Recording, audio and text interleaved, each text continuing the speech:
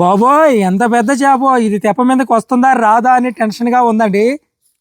చూడండి ఫ్రెండ్స్, వలకి పడి కూడా ఈ చేప ఎంత ధీమాగా తిరుగుతుందో. ఎందుకంటే ఈ చేపకి వల అనేది పూర్తిగా చుట్టుకోలేదనమాట.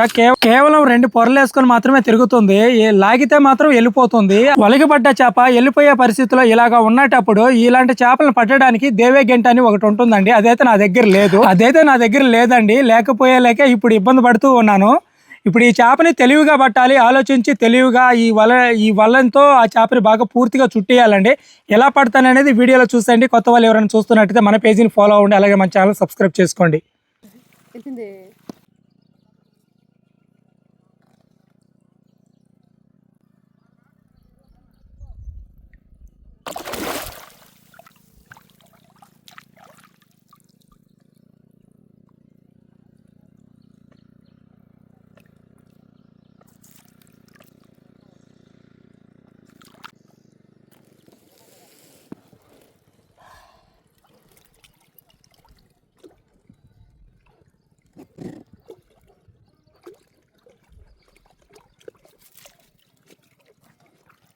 అబ్బా, అసలు ఏం అర్థం కావట్లేదండి. ఈ చేపని నేను పైకి తీస్తానా తీయలేనా టెన్షన్లా ఉంటే మధ్యలో ఒక చిన్న చేప వచ్చి ఇప్పుడే వలకి పడింది. అది చూడండి.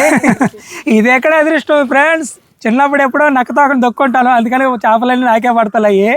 కాకుంటే అసలు పెద్ద చేప వస్తుందో రాదని ఒక టెన్షను.